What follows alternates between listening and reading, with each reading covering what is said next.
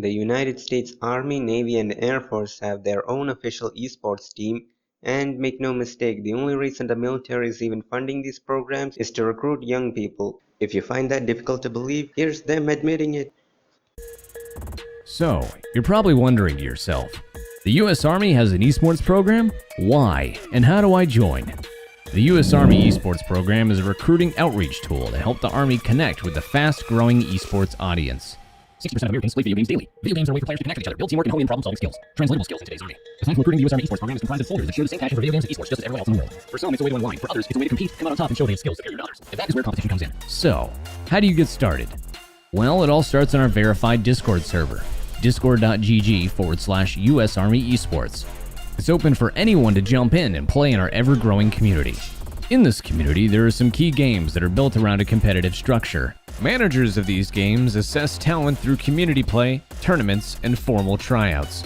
Those that rise to the top have the opportunity to represent the US Army esports team abroad at tournaments and conventions. While not all games are based out of Fort Knox, great opportunities still exist to compete under the US Army esports team while at large. Keep in mind, official team slots are currently open to active duty and Army Reserve soldiers only. So, now that you got the rundown, guess we'll see you online. Do you have what it takes? Good luck.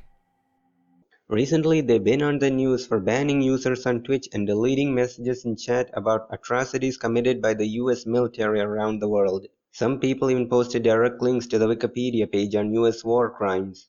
In a report by The Nation, the US Army's eSport team often uses links on their official Twitch channel that leads to a page with "Register to Win" highlighted, but makes no mention on what the prize is or anything else. If you click it, you get a recruitment form to fill up in order to join the military. They also have a chat prompt that keeps bringing up a fake giveaway for a chance to win an Xbox Elite Series 2 controller costing up to $200. Now if you click that link, it takes you directly to, you guessed it, the very same Army recruitment page. The page lets you know that they won't contact you unless you are 16 years old. The fact that kids as young as 12 can sign up and provide their personal information to these recruiters is scummy at best. After enough public outrage, Twitch decided to do the morally upstanding thing and had these deceptive ads taken down. Per our terms of service, promotions on Twitch must comply with all applicable laws, a Twitch spokesperson told Kotaku in an email. This promotion did not comply with our terms and we have required them to remove it. Kotaku reached out to the US Army esports team for information on why they chose to run these Fox giveaways in the first place, but they did not reply. And honestly, why would they reply? There's not a single answer they could give that would make this situation seem less shitty. They got caught red-handed trying to recruit Twitch viewers by lying to said viewers. If literally anyone else honestly tried something like this, they'd get banned immediately. But the US Army gets off with a slap on the wrist because they're an official sponsor of Twitch rivals. Two sources speaking to Kotaku under the condition of anonymity said that this deal is likely to cost the Army around $1 million. If they honestly want to recruit Twitch viewers, just be honest about it and say, here's a link to our recruitment page. The end. Fucking military-industrial complex. The practices employed on Twitch by the military esports teams are part of a system by which recruiters target children in unstable or disadvantaged situations. Recruiters take advantage of the poor seeking a steady income, the vulnerable longing for stability, and the undocumented living in fear because of their citizenship status. Now, at a time when all those factors are magnified by a pandemic that has left half the country out of work and over 30% unable to afford their housing payments, conditions are ripe for recruiters to prey on anxious youth. I see you guys are upgrading from recruiting out of low-income schools. Nice. Twitch user xcanyon916 said in a Navy stream on Tuesday while the recruiter was fielding questions about life in the military from chatter expressing desire to join the Navy. The recruiter warned xcanyon916 that if they said something again about the Navy's recruitment practices, they'd be banned. Yes, because mentioning war crimes committed by the military doesn't really help their recruiting efforts. Last year, the military said that they exceeded their recruitment goal for the fiscal year, attributing the success to the crippling student debt crisis. This effectively means the military's ability to get new recruits is negatively impacted if the population is financially well off. Military Times. How did the Army exceed its recruiting goals this year? It was the student loan crisis, not the wars, service leaders say. So they get rid of the draft. This is genius. We get rid of the draft. Why do you get rid of the draft? Well, because if there's a draft, people will be aware of how many wars we're in, and they'll start protesting, and they'll have us end the war, and that's going to cause us. So we get rid of the draft. What we do is we implement corporatism. We make it way too expensive to go to college. We have shitty jobs everywhere. And then what else are you going to do? You got to join the military. One of the national crises right now is student loans. So $31,000 is about the average, Musk said. You can get out of the Army after 4 years, 100% paid for state college anywhere in the United States.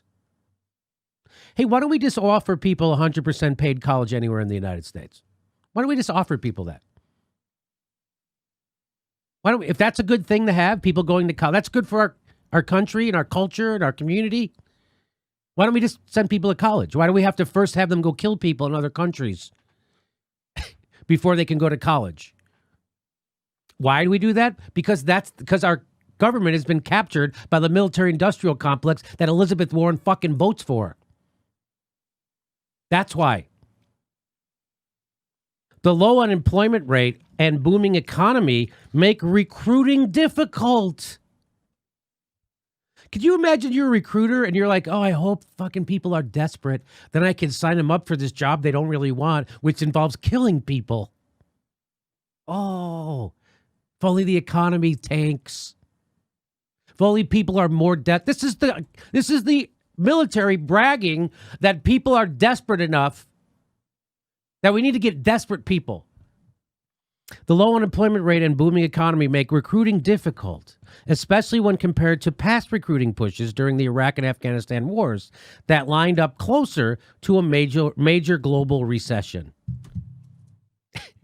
Could you believe that paragraph? The successful recruitment effort relied in part on the Army's top civilian and uniformed leaders flying out to 22 American cities to pitch to locals what the service could offer young people. From college financing to the soft skills that employers crave. Why don't we just have fucking job skill building programs? Why do we got to make them go in the military and kill people? Why can't we just have a system in America that offers college financing and soft skills that employers like? That's your tax dollars. $4 billion going to an advertising agency to make commercials to get your brothers, sisters, nieces, nephews, and your sons and daughters to sign up to go fucking make money for Raytheon. This isn't about defending a country, or this isn't even about spreading democracy. This is about protecting our corporate interests all around the globe. That's what the military is today. It's not a path to success. It's a path to teach you how to become a fucking psychopath who kills other people and steals their natural resources. That's what the fucking military has become. It's been that way my whole goddamn life, by the way. Mm-hmm.